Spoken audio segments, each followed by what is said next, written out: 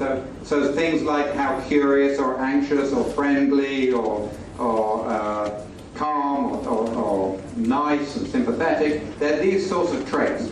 And what the Big Five model says is it says that the majority of our different characteristics can be grouped into 5 broad dimensions of personality. 5 broad dimensions of personality. And these are openness to experience, conscientiousness, extroversion, agreeableness, and neuroticism. And if you see here, that spells the word ocean, O-C-E-A-N. So that's a way to help you remember. So some people talk about the ocean model of personality. So what are these dimensions? What are these different dimensions of personality? How can we characterize them? Well, people who are high on openness, you can see they tend to be high on intellect, imagination, curiosity, creativity. They like to try new things. They like complexity and uncertainty is interesting to them. Whereas people low on this dimension, if there is complexity and uncertainty, they find that worrying. They find that disconcerting. I have an icon to help us remember each of these. So my icon for openness is Leonardo, right? Leonardo da Vinci, the Renaissance man. If ever there was a Renaissance man, it's Leonardo, right? He was a philosopher, an artist, an inventor, a biologist, a sculptor, a politician. He was all of these things, right? So Leonardo epitomizes this. So he would be very high on openness. So one quick way to think, well, are you high on openness or are you low on openness? It's not a very good test, but one way of thinking about it is think about what do you do when you go to a restaurant. If you go to a restaurant and you open up the menu and you see on the menu there's a thing there that you've never heard of before. You've never heard of it. If you're high on openness, you say, I will have that. I don't know what it is, but give it to me and I'll find out what it is. That's high on openness. If you're low on openness, what you do is they say, here's the menu. You say, I don't need the menu. I know what I'm going to have. I'm going to have what I always have because I like it and I know it and I like what I know and I know what I like. Right? So then you'd probably be low on openness. Now I should point out that being high or low on any of these dimensions is not better. There is nothing that is intrinsically better. It's not better to be higher on openness. It's not better to be low on openness. It depends on the circumstances and it's just a matter of finding the right fit for you. So neither of these is intrinsically better. Okay, so my next dimension is conscientiousness. So conscientiousness is to do with thinking before you act, planning, being organized, focused on work. My icon is Robocop, who probably most of you are too young to have heard of. But Robocop, let me tell you, he was half man, half machine, all cop. All right? And that's what he does. So he's one who enforces duty. He follows the rules, he gets things done, he's not late for appointments. So that's one way of thinking about it. It's really, those of you, who've done some work with the brain know, it's really what the frontal lobe does, right? It's about planning, thinking, inhibiting impulses. These people don't get parking tickets because, they remember where they park their car and all those sorts of things. People low on conscientiousness do. All right, extroversion. This is people who are outgoing and energetic. So my icon for this is Beverly Hills Cop, or any Eddie Murphy character, really. And so these people, they are enthusiastic, they're cheerful, they're jolly, they're assertive. The real thing that distinguishes extroverts, as I mentioned before, is they like people. They enjoy people, they find people stimulating and exciting. And many of us who are introverts, we learn to behave in an extroverted way. We know that for many of the opportunities in life, it's important to be able to engage with others and to behave in an extroverted way. But that's not the same as really being extroverted. One way you can distinguish between an extrovert and an introvert is after a party. So after a party, so both introverts and extroverts go to a party where there's lots of people and lots of talking and chatting and so on. Now, how do you feel afterwards? Extroverts, after the party, they feel excited and energized and enthusiastic. That party was so much fun. There are all these people, I talk to them, and they're ready to go after a party. Introverts have the opposite reaction. After a party, introverts are exhausted, they're tired, they have to go, and often they have to go and sit in a room on their own for a while. They just have to get over all of that stimulation. And those differences are very hard to fake. They're different. It's very hard to create those differences. All right, so the next dimension is agreeableness. So this is really how nice people are. So really how nice, sympathetic, friendly they are. So my icon for this, it used to be Mother Teresa, but then a biography came out saying that she was domineering and manipulative. So it's not her anymore. It's this guy called Mr. Rogers, who's an American. You may not know Mr. Rogers. I don't know if you do. He was this famous TV character who was famously nice. He was always nice and friendly and kind. In fact, he was, one story to demonstrate how nice he was, he once had his car was stolen. And there was a story in the newspaper about it, about him having his car stolen. Next day, his car was returned, saying, if we had known it was your car, we wouldn't have stolen it. So that's how nice he was. You've got to be pretty nice for people to return your car. So these are people who are warm, versus people at the other end who don't care. They're going to be direct with you, they're going to be critical. If they don't like something, they're going to tell you. So usually, you know, in the X Factor or all these sort of talent shows, there's normally one judge who just is mean, and that person would be low on agreeableness. Neuroticism. Okay, so neuroticism on one pole, emotional stability on the other. So these are people who are anxious, they're uptight. The icon for this is Woody Allen, right? He's always worrying about what could possibly go wrong and all the problems in the world and worrying about things that aren't really there. So these are worriers. They are anxious. They're easily stressed out by things. If there's an exam, it's particularly difficult for them. People on the other end of the scale, they are calm, they relax, they don't mind, oh, well, there's an exam, I'll do it, I'll see how it goes, that's with life in the fast lane. And so anyway, these are the different dimensions. And I spent a little bit of time going over these dimensions because I'm going to be giving you all of the findings are organized in terms of these 5 dimensions. Now remember, when you're thinking about yourself, it's not that you are one of these rather than the other. We all have scores on all 5 dimensions. So you can think about yourself. Where are you on openness? Where are you on conscientiousness, extroversion, and so on? We each have 5 scores. All right, so here is the team going round. So they went into the various spaces and then they recorded, as I said, all of the items in the space. This is the FBI's evidence response team booklet, and we used this to kind of guide how we collected the information, going around recording all of the items in the spaces as I mentioned. Here's another photo of the team. This is the team in offices. You may recognize that guy in the background there. This was in San Francisco for some reason, but I don't know what photo of him was doing that. All right. Okay, so now, knowing what you know about the ways people might express themselves, knowing what you know about the Big 5. Look. So here, do you think you can judge the different personality traits of people? So I'm going to ask you, we're going to have a vote. We're going to say, which of the Big 5, we're going to vote, so get ready. Which of the Big 5 do you think you can pick up from looking around somebody's face? So you know about the Big 5, so there's those pictures again. So here they are. Let me ask you the question. Okay. So you are allowed to vote for 2 dimensions. You're allowed to vote for 2 dimensions. I'm going to say, who thinks you can accurately pick up openness? So that's what I'm going to say. And if you do, you put up your hand. And you can put up your hand twice, but only twice. All right? And then, okay, so are you ready to vote? Make your decisions about which traits you think you can judge accurately from somebody's living space. Okay, so first of all, who is not going to vote?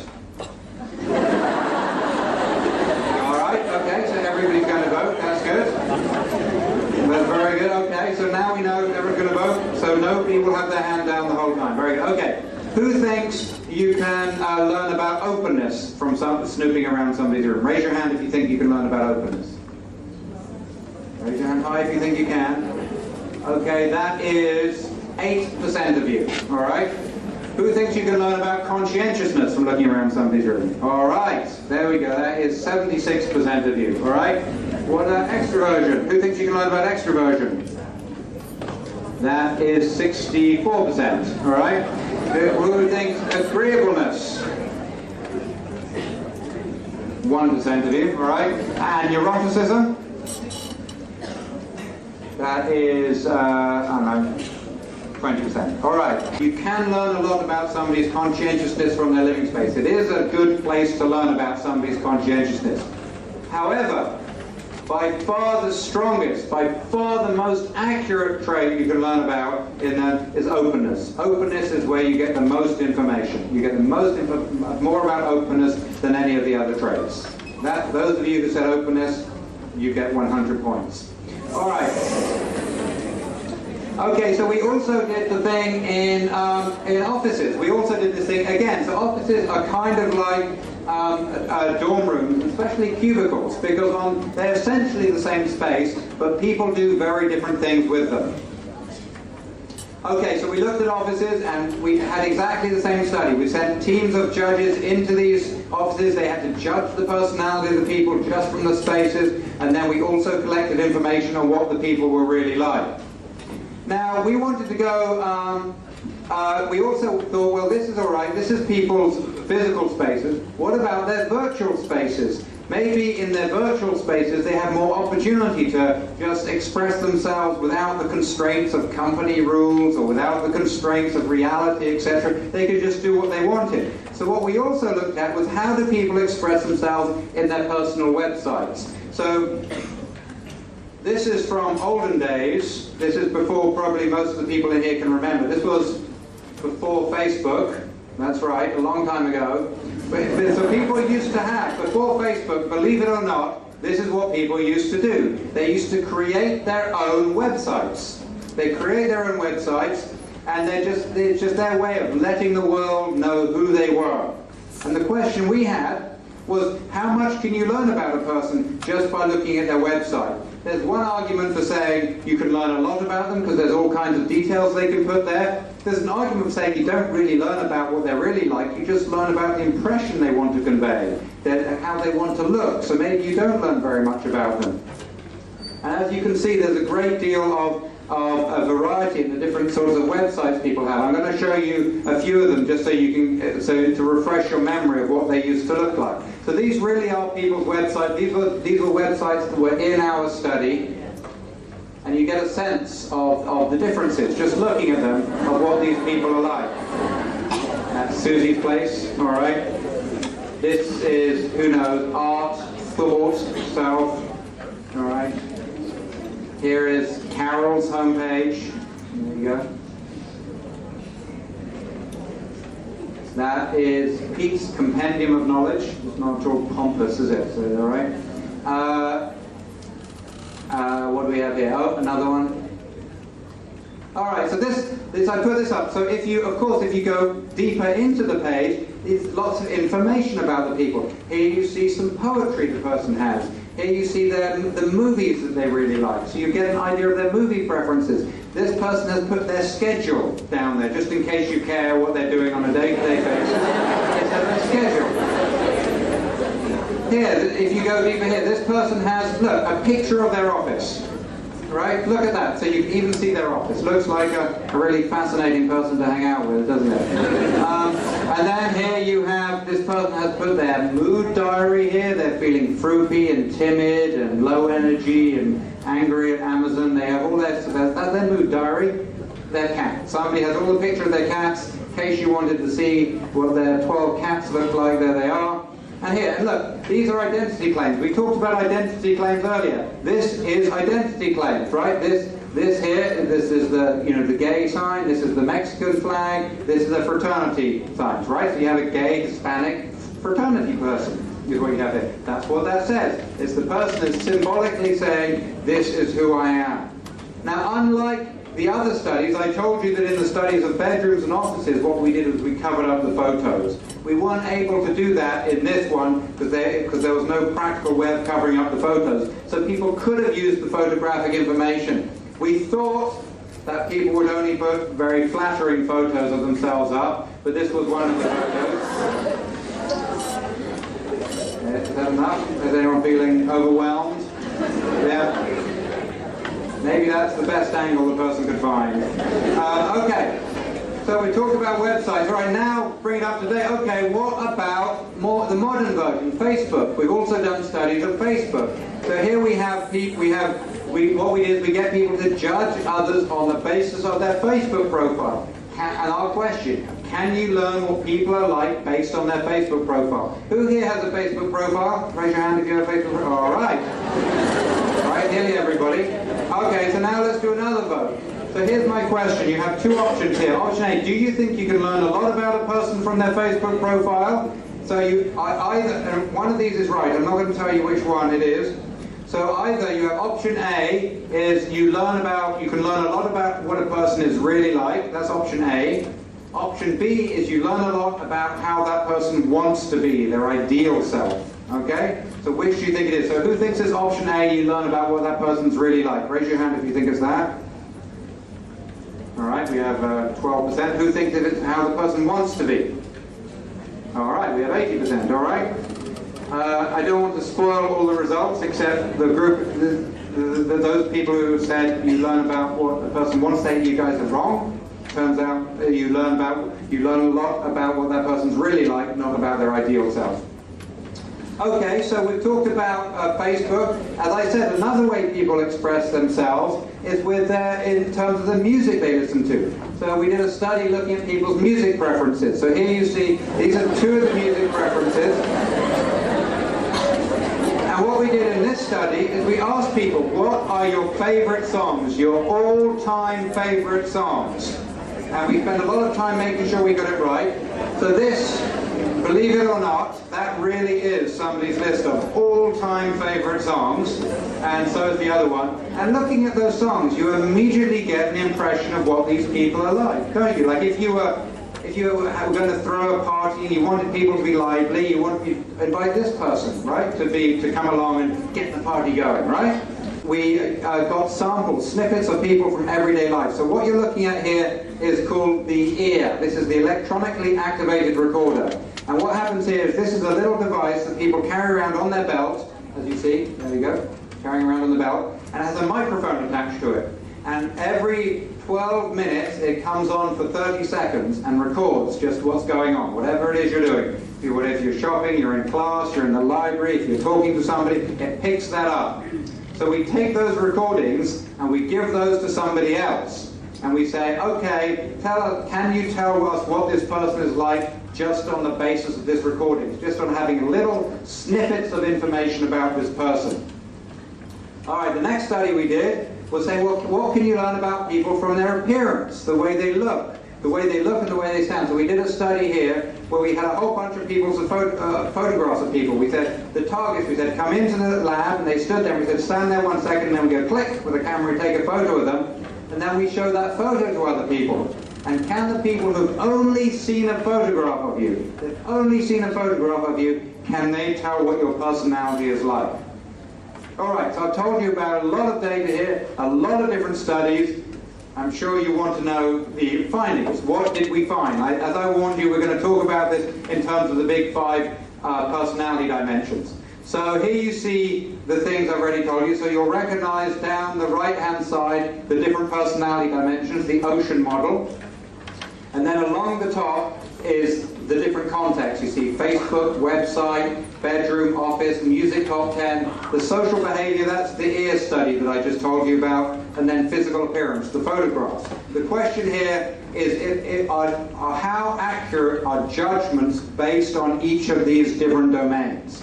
Okay? So take your pick about which ones you think will be good. And I'm going to show you what I call a blob analysis, which is not very complex. It just has a lot of little circles, the little blobs here. The bigger the circle, the more accuracy. That's what that means. Okay, are you ready? Here we go.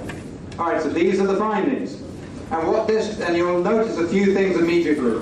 First of all, you'll notice that some things are more informative than others. So you look at websites and you see that generally has bigger blobs. So websites are good places to learn about people. You also learn about other things, that some things are easier to pick up than others.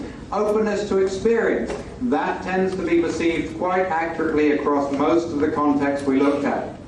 And then what you'll notice, hopefully, is a third thing. What you'll notice in this third thing is that different domains express different personalities. So we can learn a lot about somebody's extroversion by listening to their social behavior, as you might expect, but not the other traits. So different different domains provide information about different traits, and that's very useful. So if you want to learn about somebody, that's what you'll need to know. Okay, so far I have talked about spaces that we have and we do things to and we manipulate, and these are existing spaces. But what would happen if we could go back to the very beginning, before the space was even built, and change the space? Well, I've done a little work with an architect named Christopher Travis, and see here you see Christopher Travis with one of his clients, and